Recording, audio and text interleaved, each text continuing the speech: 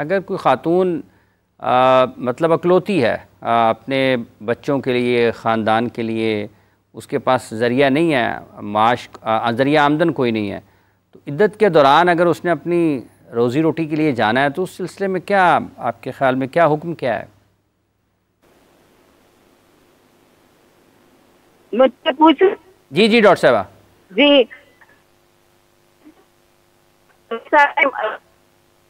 Doctor صاحب آپ کو آواز آ رہی ہے، سن رہی ہیں آپ؟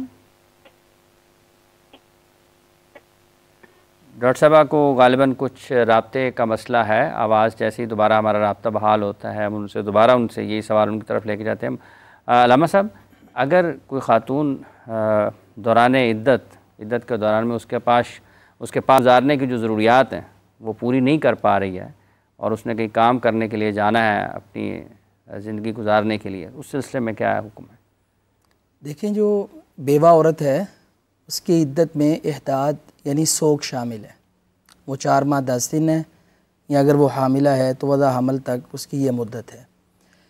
تو اس میں کوشش کرنی چاہیے کہ ایسی خواتین کہ جن کا خاوند فوت ہو گیا ہے، سب لوگوں کو مل جل کر اس کے معاش کا اور اس کے بچوں کے معاش کا بندوبست کرنا چاہیے، کیونکہ گھر سے ایسے سفر کے لیے باہر نکلنا ایک ہے چھوٹی موٹی ضرورت۔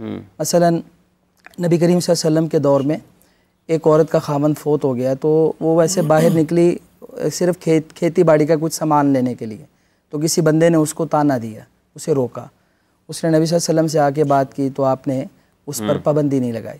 ایک ہے ہلکی پھلکی قریب قرب و جوار میں کو آپ کو دائیں بائیں کوئی ضرورت ہے، اور ایک ہے مستقل آپ مطلب جاب کے لیے جاتے ہیں، ملازمت کے لیے، تو یہ درست نہیں ہے۔ تو البتہ جہاں پہ لائف تھریٹ آ جائے کہ مطلب کوئی رشتہ داروں میں بھی اس کو سنبھالنے والا نہیں ہے، کوئی اس کے بچوں کی کفالت کرنے والا بھی نہیں ہے، تو وہ تب سچویشن اور ہوگی۔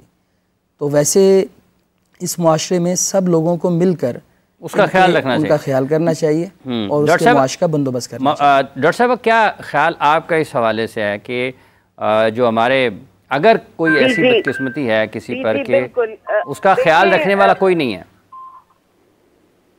یہ بالکل اجازت ہے، اور بالکل حضور نبی کریم صلی اللہ علیہ وسلم نے اس کے لیے بھی ہدایات دی ہیں کہ وہ مغرب سے پہلے گھر آ جائے، اور اس کے ساتھ کوئی نکاح نہیں کر سکتا اس دوران عدت، اور جو اس کی ذاتی اگر کوئی مجبوری ہے تو وہ بالکل کمانے بھی جا سکتی ہے اور وہ گھر سے باہر بھی جا سکتی ہے۔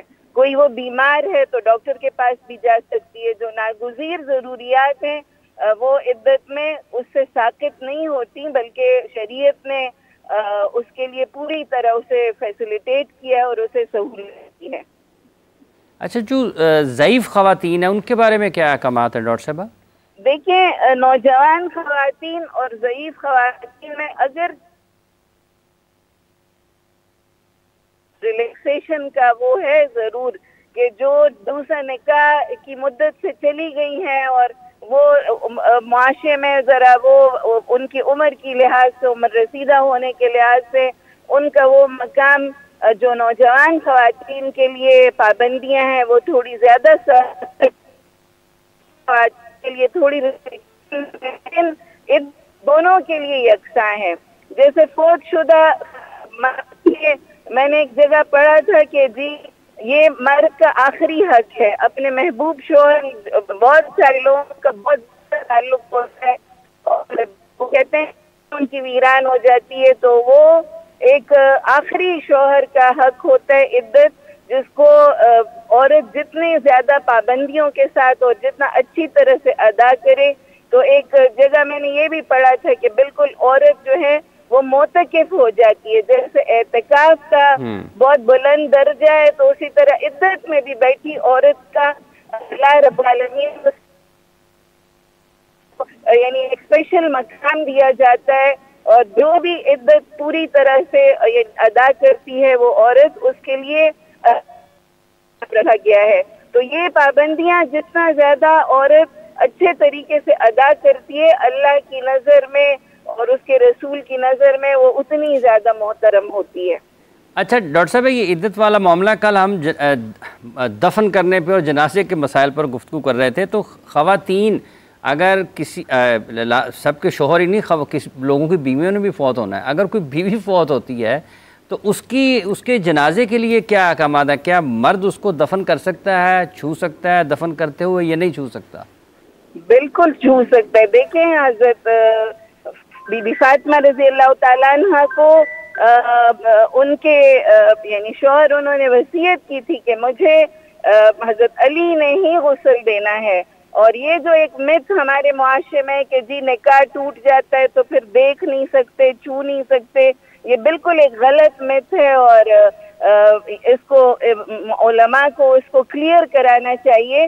وہ اس کا اسی طرح سے ہی شوہر ہوتا ہے اور اس کو اسی طرح سے ہی ٹریٹ کرنا چاہیے. اور وہ اس کا جنازہ بھی پڑھا سکتا ہے، اس کو قبر میں بھی اتار سکتا ہے. اور میں نے آپ کو بتایا کہ بی بی فاطمہ کو غسل بھی حضرت علی نے دیا تھا. ٹھیک ہے، بہت بہت شکریہ ڈاکٹر صاحبہ آپ کا، آپ نے اپنا وقت دیا اور اپنی قیمتی رائے ہمارے دیکھنے والوں تک پہنچائی. جیسے ڈاکٹر صاحبہ نے ذکر کیا ہے، چونکہ تھوڑا سا ہم ہٹ گئے لیکن کل ہی ہم نے اس حوالے سے ذکر کیا، تو یہ چونکہ میاں بیوی کے معاملات کے حوالے سے اور ان کی جو معاشرتی ذمہ داریاں ہیں، جو ان پر فرائض ہیں شریعت کی طرف سے، اس حوالے سے ایک گفتگو ہے. آپ سمجھتے ہیں واقعی جیسے ڈاکٹر صاحبہ نے کہا کہ علماء کو منبر و محراب سے اس چیز کو، اور یہ جو ایک اس میں رکاوٹ ہے یا کہیں کہ ایک شدت ہے، اس کو دور کرنے کی ضرورت ہے؟ دیکھیں، جہاں تک بات ہے نا احتیاط کی، تو احتیاط کا تقاضا یہی ہے، بلکہ اصول یہ ہے کہ جب ایک بیوی فوت ہوتی ہے تو فقہ حنفی کے مطابق ان اصولوں کی روشنی میں وہ نکاح تو اس کا ختم ہو گیا. تو اب احتیاط اسی میں ہے کہ بغیر پردے کے اس کو چھوئے نہ. صرف چھونے کی حد تک ممانعت ہے کہ اس کے جسم کو بغیر کسی پردے کے ہاتھ نہ لگائے. قبر میں اتارنے کی اجازت ہے، بالکل اتارے، بلکہ اتارنا چاہیے. اور جہاں تک بات ہے میت کو کندھا دینے کی، کندھا دینا چاہیے. جب خواتین موجود ہیں تو خواتین کی موجودگی میں پھر خاوند کو یا کسی بھی مرد کو یہ حق نہیں ہونا چاہیے کہ وہ کسی خاتون کو غسل دے. ٹھیک ہے، خواتین موجود ہیں تو خواتین کو ہی غسل دینا چاہیے، اور بغیر پردے کے چھونے کی ممانعت ہے. اس کے علاوہ دیگر جو احکامات ہیں وہ اسی طرح ہیں. جہاں پر شریعت میں اجازت ہوتی ہے وہاں پر اجازت دی جاتی ہے، اور جہاں پر کسی چیز کی روک لگانا مقصود ہوتا ہے تو پھر وہاں پر روکنا بھی علماء کی ذمہ داری ہے. جس حد تک اجازت ہوتی ہے وہاں تک اجازت دینا، گنجائش نکالنا، لوگوں کو بتانا، یہ علماء کی شرعی ذمہ داری ہے. جی حسن، اس معاملے میں یہ جو ہمارے ہاں تصور ہے، جیسے ڈاکٹر صاحبہ نے کہا، تو یعنی بات درست یہی ہے کہ خاوند اپنی بیوی کو غسل دے سکتا ہے. ایک مثال انہوں نے دے دی. ایک مثال حضرت اسماء بنت امیس نے اور حضرت محمد بن ابو بکر رضی اللہ تعالیٰ عنہ نے، انہوں نے حضرت ابو بکر صدیق رضی اللہ تعالیٰ عنہ کو غسل دیا. تو شریعت میں خاوند اپنی بیوی کو غسل دے سکتا ہے اور بیوی اپنے خاوند کو غسل دے سکتی ہے، تو اس کے اندر کوئی ممانعت نہیں ہے. ہاں، خواتین کا انتظام موجود ہے چونکہ یہ غسل دینا ایک مشکل کام ہے، تو اس موقع پر اگر خواتین موجود ہیں وہ دیں. لیکن اگر کوئی خاوند کہنا چاہے کہ بھی میں نے غسل دینا ہے تو وہ دے سکتا ہے.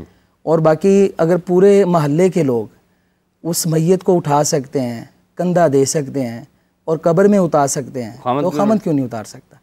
ٹھیک ہے. اچھا، رہی بات کہ بیوی کا چہرہ دیکھنے کی، دیکھیں اگر فوت ہونے کے فوری بعد نکاح ٹوٹ جاتا ہے تو اس کی کوئی دلیل ہونی چاہیے. کوئی دلیل نہیں ہے. اب رسول اللہ صلی اللہ علیہ وآلہ وسلم ہیں، وہ دنیا سے رخصت ہوئے، ماں عائشہ کے گھر ہیں، ابوبکر صدیق رضی اللہ تعالیٰ عنہ رخصت ہوئے ہیں، ان کی بیوی موجود ہیں، حضرت عمر رضی اللہ تعالیٰ عنہ. اس کی بہت ساری مثالیں موجود ہیں. ہمیں کوئی ایسی مثال نہیں ملتی کہ کسی صحابی نے اپنی بیوی کو یہ وصیت کی ہو. سیدہ فاطمہ رضی اللہ تعالیٰ عنہ کا ذکر آیا، انہوں نے وصیت کی ہو حضرت علی کو کہ بھی مرنے کے بعد، وہ تو بڑی باحیا خاتون تھیں، دنیا میں کوئی خاتون جنت ہیں، جنتی عورتوں کی سردار ہیں. انہوں نے وصیت کی ہو کہ میرے مرنے کے فوری بعد آپ نے نہ مجھے ہاتھ لگانا ہے نہ مجھے دیکھنا ہے. تو ایسی کوئی بات نہیں ہے، تو وہ اس کے نکاح میں ہی ہیں. اور قیامت والے دن اللہ تعالیٰ اگر یہ دونوں مطلب جنتی ہیں، جیسے آج اگر کوئی ایسے فوت ہو جائے تو اللہ تعالیٰ ان کو انہی کے نکاح میں قیامت والے دن اکٹھا فرما دے گا. ٹھیک ہے.